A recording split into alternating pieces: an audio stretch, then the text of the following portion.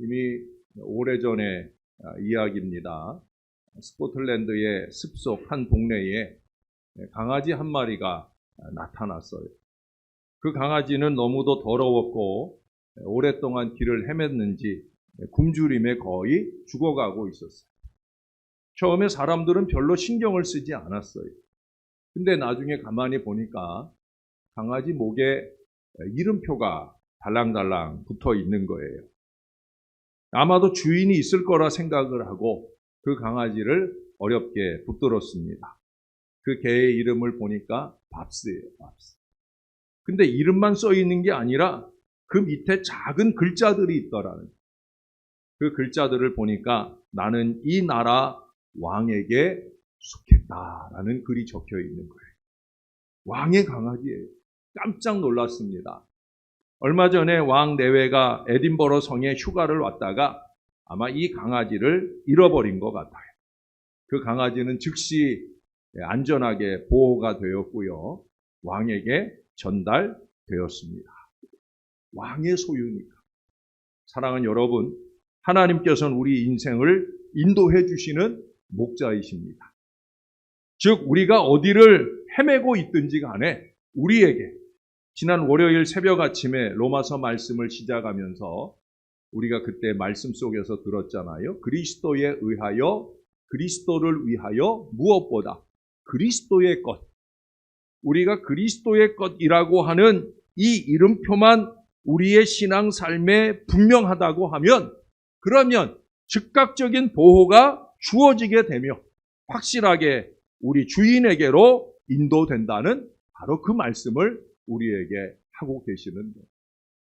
그러므로 우리는 하나님께서 나를 인도하시고 돌보아 주신다 하는 이 사실을 잊지 말고 비록 눈에는 아무 증거 보이지 않고 우리 귀에는 아무 소리 들리지 않고 우리의 손에는 잡히는 것이 하나 없을지라도 우리는 하나님을 따라 가야 되는 거예요. 우리 하나님께 철저히 순종하고 나아갈 때 우리 하나님께서 우리의 모든 필요를 돌봐주시고 우리의 인생을 인도해 주시는 거예요. 잠언서 14장 26절 이하에 보면 이런 말씀을 합니다. 여호와를 경외하는 자에게는 견고한 의뢰가 있나니 그 자녀들에게 피난처가 있으리라. 사망의 그물에서 벗어나게 하느니라. 여러분, 우리가 하나님을 의뢰하면 우리만 아니라 우리의 자녀들에게 견고한 피난처가 있다 하는 이 약속의 말씀이에요. 피겨 선수 김연아를 다 아시죠? 그녀는 코치 오브라인 오서와 안무가 데이비드 윌슨을 만나면서 그 선수 생활에 전환점을 맞게 되어집니다. 장한나라고 하는 첼리스트를 아시나 모르겠어요. 세계적인 첼리스트 미샤 마이스키와의 만남을 통해 그녀는 도약을 하고 세계적인 첼리스트가 됩니다. 선수는 코치를 잘 만나야 되는 거예요. 그것은 어느 영역에서든지 다 마찬가지입니다. 내가 열심히 하는 것도 중요하지만 고수의 그 한 수의 가르침, 그것이 인생의 길을 확 열어주기도 하는 거예요. 고수라고 하는 건 어떤 사람입니까? 한 분야에서 통달한 사람이에요. 수없이 많은 시행착오를 거치고 훈련을 거듭하면서 어떤 경지에 도달한 사람, 우리는 그런 사람들을 고수라고 합니다. 뭐 음식이면 음식, 또 스포츠면 스포츠, 뭐 어떤 것이든지 고수가 있지 않습니까? 하수는 뭡니까? 하수가 실수에 실수를 거듭해서 겨우 깨달은 데 반해서 이 고수는 모든 것을 꿰뚫고 있어요. 그러므로 고수를 잘 따라가면 모든 것이 쉬워집니다. 물론 사람들 중에도 고수가 많지만 사람은 언제나 한계가 있는 존재예요. 고수라고 해도 실수하는 존재예요. 그러나 실수가 없으신 최고수가 계시죠? 바로 우리 하나님이죠. 우리 하나님은 고수 중에 최고수인 줄로 믿습니다. 모든 것을 다 아시는 전능하신 분이 하나님께서는 불확실한 것이 없습니다. 하나님은 우리의 앞길을 훤히 내다보고 계시며 우리의 삶의 지도를 다 가지고 계셔요.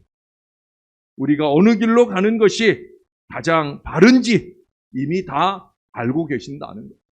어느 길로 가는 것이 가장 빠른지가 아니에요. 어느 길로 가는 것이 가장 바른지. 주님은 언제나 그 길로 우리가 가기를 원하시고 그렇게 우리를 인도하셔요. 여러분, 하나님의 이 인도를 받는 삶에 좀 익숙해져야 합니다. 좀 영적인 시선을 하나님께 집중하고 고도의 민감성을 가지고 하나님의 음성에 촉각을 곤두세운 채 하나님의 인도를 기다려야 되는 거예요. 좀 촉각을 곤두세우고 하나님의 인도를 잘 기다려야 되는 거예요. 하나님의 인도를 거북하게 여기지 말고 좀 순수한 어린아이처럼 하나님의 인도를 하나하나 열심히 따라야 합니다. 제가 요즘 이 아이한테 지난번에 한번 꽂혀가지고 이 아이 얘기를 제가 지난주 어제도 새벽 시간에 얘기를 했는데 5살짜리인가 아이예요. 이 아이랑 다른 교우들과 함께 이렇게 움직이게 됐는데 이 아이는 그날 제가 아마 제일 든든한 보호자였던 것 같아요. 제가 그날 제 차로 이제 교인들을 모시고 가는데 얘가 그런 얘기를 하죠. 목사님 차 좋아. 그리고 우리 아내한테 청탁을 넣었더라고요. 자기 할머니를 통해서 어떤 청탁을 넣었냐면 목사님 차 또 타고 싶어? 제가 어떻게 하면 얘를 또 그 차에 태워줄까 고민하게 만들더라. 근데 이 아이가 그날 어디를 움직일 때가 되면 제 옆에 탁 와가지고 자기 손을 제 손에 쏙 집어넣어요. 제가 붙들고 가지요.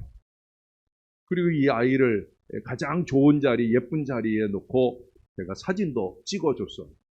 한 2-3번 찍어줬는데 근데 이 아이가 되게 놀랄 행동을 하더라고요.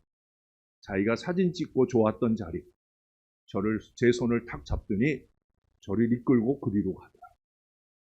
저랑 같이 사진 찍고 싶다는 거예요. 놀랍지 않아요, 여러분? 저는 아이들한테 참 많이 배워요. 이게 하나님을 향한 우리의 마음이어야 되지 않을까. 좀 하나님께 집중하고 살자는 거예요. 주는 나의 반석과 산성이시니 그러므로 주의 이름을 생각하셔서 나를 인도하시고 지도하소서. 시편 31편의 다윗의 고백입니다. 하나님의 인도를 받는 삶은 복된 삶이에요. 내 인생을 처음부터 설계하신 분의 그 의도를 따르는 삶을 설계하신 분이 기뻐하시기 때문이에요. 마음이 평안할 것이며 그 걸음이 형통할 거예요. 하나님이 존귀히 여겨 친밀히 대하심에 그 평생이 부끄럽지 않을 거예요. 그러나 이 하나님의 인도를 받는다라는 것은 하나님의 뜻을 분별하는 것만큼이나 쉽지 않아요. 어떻게 하나님의 그 좋으신 인도하심을 경험할 수 있겠습니까? 가장 중요한 것은 우선 내 영혼으로 주를 우러러 보게 해야 합니다. 저처럼 하늘을 좀 자주 바라보세요. 그냥 가을 하늘도 아름답지만 하나님 계신 하늘을 여러분 좀 자주 바라보세요. 내게 시선을 두지 않는 일을 내가 주목할 이유가 없지 않겠습니까? 하나님께 좀 시선을 둬야 되지요. 의도적으로 기도하는 시간을 구별하여 주의 이름을 부르며 주의 보좌 앞으로 나가야 합니다. 의도적으로 날마다 성경을 열어 진리의 말씀을 읽어야 합니다. 그 두 가지가 가장 잘 될 수 있는 자리가 어떤 자리예요? 새벽 시간이에요. 여러분 새벽 자리에 좀 오셔요. 하나님의 이름을 부를 수 있는 자리, 하나님의 인도하심을 들을 수 있는 자리, 아침 시작부터 하루 종일을 그 인도하심을 따라갈 수 있는 새벽 자리를 사모하셔요. 기왕이면 말씀을 열 때마다 주의 도를 내게 보이시고 주의 길을 내게 가르치소서. 간절하게 기도해야 합니다. 주의 인도를 구하는 이가 또한 반드시 잊지 말아야 할 기도의 하나는 바로 자기 성찰입니다. 내가 살아온 삶이 과연 주의 뜻을 명백하게 벗어나 있을 때 여러분 주님의 인도가 있을 수 없는 거예요. 그렇잖아요. 내가 주의 뜻을 외면하고 사는데 어떻게 주님이 나를 인도하시겠어요? 그래서 주의 인도를 구할 때마다 자신을 좀 살펴서 내가 죄와 허물에서 먼저 스스로를 회개하고 깨끗하게 해야 할 거예요. 어떤 사소한 죄라도 주님 앞에서는 중요한 것이며 따라서 진지하게 참여하는 마음으로 용서를 구해야 되는 거예요. 다음으로 중요한 것은 기도하는 자세입니다. 내가 주의 인도를 구하는 가장 중요한 이유는 나의 무지 때문이잖아요. 그렇죠? 나는 한치 앞을 볼 수 없는 무지한 인생이요. 너무나 사소한 일에도 쉽게 놀라고 두려워하며 세속과 타협하여 스스로를 더럽히기 잘하는 그런 가련한 인생입니다. 그래서 실로 겸손하고 온유한 기도의 자세로 주님 앞에 나올 수 있어야 되는 거예요. 그때 하나님은 겸손한 자를 공의의 길로 인도하시겠다는 그 언약을 지켜주실 거예요. 이 하나님은 영영이 우리 하나님이시니 우리를 죽을 때까지 인도하시리로다. 역시 다윗의 고백이에요. 다윗은 시편 전체에서 끊임없이 그 하나님, 목자 되신 하나님의 인도하심을 고백합니다. 여러분, 우리가 오늘 찬송가 384장을 불렀습니다. 나의 갈 길 다가도록 예수 인도하시니 내 주 안에 있는 공율 어찌 의심하리요. 믿음으로 사는 자는 하늘 위로 받겠네. 무슨 일을 만나든지 만사형통하리라. 무슨 일을 만나든지 만사형통하리라. 할렐루야, 할렐루야. 나의 갈 길 다가도록 예수 인도하시니 혹여 어려운 일을 당한 때도 족한 은혜를 주시네. 나의 갈 길 다가도록 예수 인도하시니 그의 사랑이 얼마나 큰지 말로 다 할 수 없도다. 여러분, 그냥 찬송을 부르니까 부르는 게 아니라 저와 여러분의 고백이 될 수 있기를 바랍니다. 우리의 선한 목자 되신 주님께서 우리를 늘 인도하시나 우리는 어리석은 양 같아서 자꾸 곁길로 나가서 명예와 권력의 가시덤불로 들어가 이단과 비진리, 심지어 비윤리적인 그 먹음직스러운 독초를 개걸스럽게 먹고 우리 영혼의 건강을 해치는 수가 많아요. 영적인 지도자들이 이와 같은 어리석음을 저지르게 되면 자기의 영을 해치는 것만 아니라 사랑하는 성도들의 영혼까지 해치는 아주 불행한 일들을 자행하게 되는 거예요. 만약 우리의 모든 길에서 우리 하나님을 인정하면 우리 하나님께서는 우리의 발걸음을 안전하게 인도하시겠다 약속하셨고 우리의 경험으로 보아 그 약속이 성취될 것을 우리는 잘 알게 되어질 겁니다. 열왕기상 17장에 가보면 거기 6절에 이런 말씀을 합니다. 까마귀들이 아침에는 떡과 고기를, 저녁에도 떡과 고기를 가져왔고 그가 시내를 마셨더니, 여러분 이 구절에 말씀하는 그라고 하는 건 엘리야 선지자입니다. 이 짧은 한 구절 안에 놀라운 하나님의 인도와 보호가 있어요. 그 시기의 왕은 아합 왕이에요. 아합 왕은 이세벨과의 관계에서 바알을 섬기게 됩니다. 바알 종교는 음란의 종교요, 농경과 풍요를 약속하는 종교입니다. 우리가 지난주에 에베소 말씀 들을 때 아데미 여신, 바로 그 아데미 여신을 숭배하는 것과 같아요. 바알은 남신이고요. 바알과 짝짝꿍이 돼서 항상 등장하는 여신이 있어요. 그게 바로 아세라 여신이에요. 아데미 여신이나 아세라 여신이나 같은 종류예요.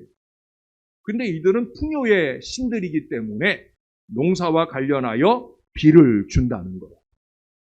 그러나 자연을 주관하시는 분은 여호와 하나님입니다. 하나님의 사람 엘리야는 이런 이스라엘에게 하나님이 살아계심을 나타내기를 원했습니다. 수년 동안 비도 이슬도 있지 아니하리라. 여러분, 이 말은 바알 아세라 신을 섬기는 그 당시 이스라엘 많은 사람들에게 정면으로 도전하는 하나님의 말씀이에요. 하나님의 말씀은 하나님의 말씀대로 전해야 되죠. 그것이 왕을 향해, 여왕을 향해, 이스라엘 전체를 향해 대적하는 말씀일지라도 말씀은 하나님이 말씀하신 그대로 되리라 믿고 전해야 되는 거죠. 그러나 이 말씀으로 인해 엘리야는 하나님의 인도와 보호가 필요하게 됐어요. 왜? 그 말씀 때문에 사방에 적들이 생겼으니까. 진리를 위해 사는 사람은 하나님의 보호를 받아야 합니다. 하나님은 엘리야에게 임하여 동으로 가서 요단 앞 그리시네가에 숨으라 하는 말을 합니다. 변방으로 가라는 거예요. 그곳은 외로운 곳입니다. 그리시네라는 것은 와디예요. 와디. 와디라고 하는 것은 비가 많이 올 때는 막 넘치도록 그렇게 물이 많다가 또 비가 안 올 때는 바짝 마르는 곳, 그것이 바로 와디예요. 근데 이제 비와 이슬이 없게 되니까 그 그리시네가는 메마를 것이 뻔합니다. 하나님이 엘리야를 이끌고 간 곳에서 그는 죽지 않을 만큼의 물과 떡과 고기를 공급받아요. 와디인데 비도 이슬도 오지 않는 그곳에서 이 엘리야는 하루 먹을 물, 하루 먹을 양식을 공급받아요. 아까 말씀처럼 심지어 까마귀를 통해서 그가 먹을 양식이 공급되어집니다. 엘리야를 향한 하나님의 뜻은 인간의 삶을 인도하시는 분은 오직 하나님 한 분이시다라는 것을 철저하게 가르쳐 주시기를 원하는 거예요. 얼마 후에 엘리야는 갈멜산에서 영적인 전쟁을 벌이게 됩니다. 바알 아세라 선지자 850대 1로 하나님께 기도합니다. 하나님의 불이 갈멜에 떨어집니다. 그리고 중간에서 머뭇머뭇하는 자들이 비를 주시는 분은 여호와 하나님이시다라는 것을 알게 되어집니다. 그런데 이 기도의 영역이 850대 1의 이 영적 싸움에서 승리하게 된 이 대단한 이 영역이 어디에서 이루어졌겠습니까? 그것은 바로 그리시네에서 외롭게 기도하면서 우리 하나님으로부터 공급받은 힘이에요. 비록 하루하루 물과 양식을 간신히 먹으며 그 육신의 건강이 간신히 지탱되어지는 순간을 지나고 있지만 그 영은 아니라는 거죠. 그 영은 강력해지는 거예요. 그래서 850대 1의 싸움이지만 그 싸움을 능히 이기는 승리의 전진을 이어가게 되는 거예요. 사랑하는 여러분, 지금 혹시 하나님의 말씀으로 고난 가운데 하나님의 인도를 받고 있지는 않으십니까? 그곳은 하나님이 나를 더 크게 쓰시기 위하여 나를 그곳에 머물러 경건의 훈련을 하시는 중이에요. 저는 누구보다 절절하게 이 처절한 훈련을 받았기 때문에 저는 자신 있게 여러분들에게 말씀드릴 수 있어요. 그곳이 그리시네가처럼 참으로 외로운 곳이고 힘겨운 곳이고 어려운 자리일지라도 우리가 하나님의 인도하심에 집중할 수만 있다고 하면 하나님의 정한 때를 인내로 기다리면서 우리 하나님께 영광을 돌릴 수 있게 되어집니다. 믿으십니까? 믿으시기를 바랍니다. 저희가 광야 사막길에서 방황하며 거할성을 찾지 못하고 줄이고 목마름으로 그 영혼이 속에서 피곤하였도다. 이에 저희가 그 근심 중에 여호와께 부르짖음에 그 고통에서 건지시고 또 바른 길로 인도하사 거할 성에 이르게 하셨도다. 시편 107편에서 들려주시는 하나님의 말씀이에요. 바른 길로 거할 성에 마침내 이르게 하시는 것은 우리가 만나는 크고 작은 모든 근심 중에 우리가 하나님께 시선을 두고 하나님께 매달려 기도할 때 우리 가운데 이루어지게 되어진다는 거예요. 자, 그럼 우리 하나님의 인도하심에 있어서 우리가 무엇을 기억해야 될까요? 오늘 말씀을 통해 보면 첫째로 주님은 목자이시라는 거예요. 본문 시편 23편은 다윗의 시입니다. 다윗은 이스라엘의 왕이 되기 전에 목동이었어요. 그는 양의 특성을 누구보다도 잘 알고 있었어요. 그런 그가 목자와 양의 비유로 이 시편을 기록합니다. 여호와는 나의 목자라는 고백으로 이 시를 시작을 해요. 여러분, 양은 동물 중에서 가장 약한 동물입니다. 보호색도 없고요, 날카로운 이빨도 없고요, 빠른 발을 가지지도 못했습니다. 그야말로 사자나 호랑이와 비교할 수가 없는 거예요. 근데 여러분 지금 보세요. 사자와 호랑이는 현재 멸종 위기종의 동물입니다. 그럼 양은 어떻습니까? 응? 양은 수요가 엄청납니다. 여러분 몽골에 한번 가보세요.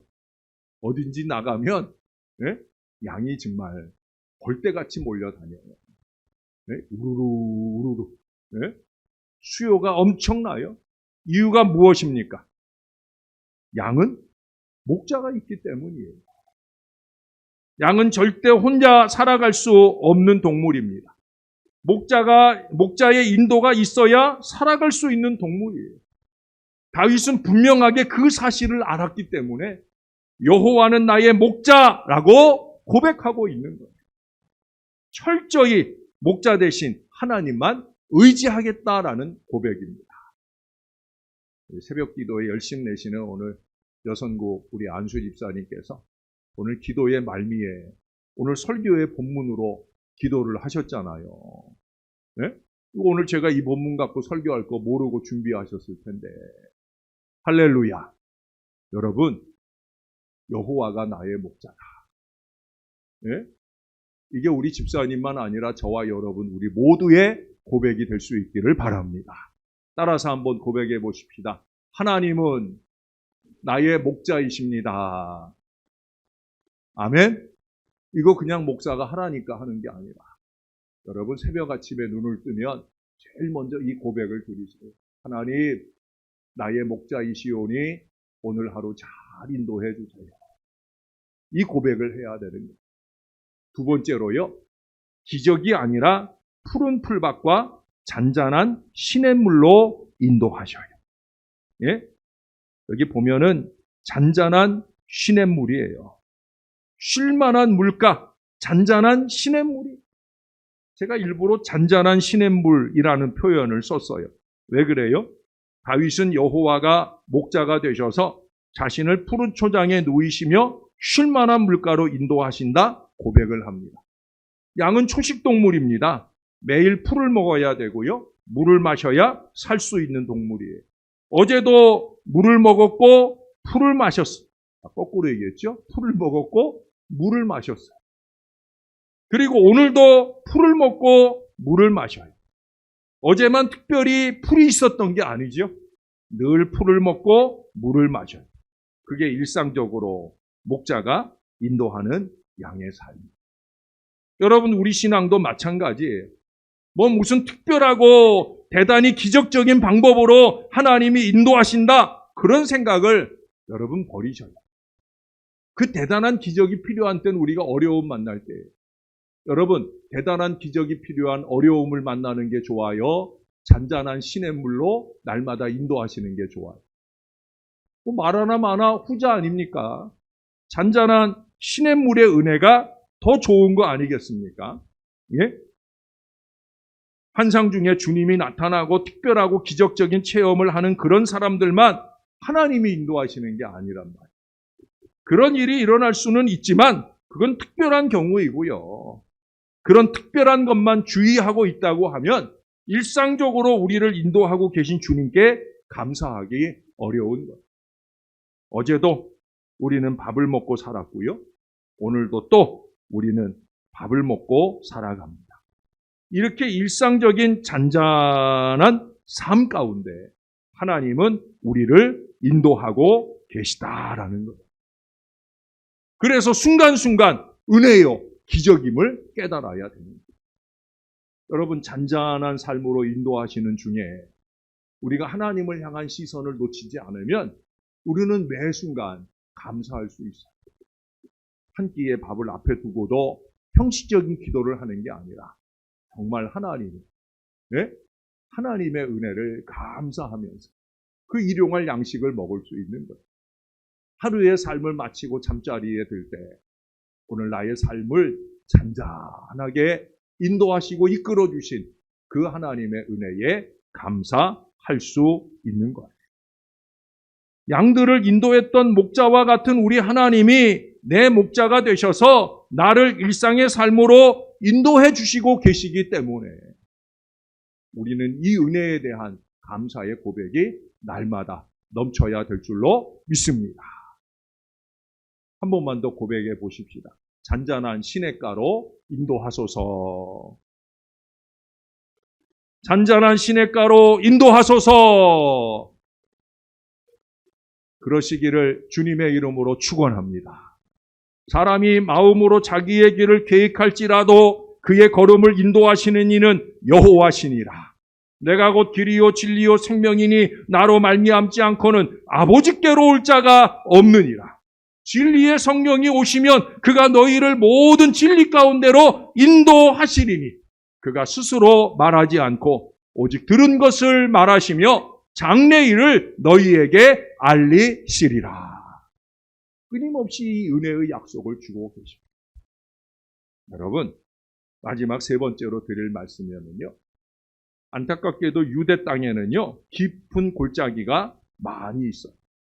골짜기에는 여기저기 동굴이 있어서 맹수들이 숨어 있다가 길을 잃고 헤매는 양들과 힘없는 가축들을 공격합니다.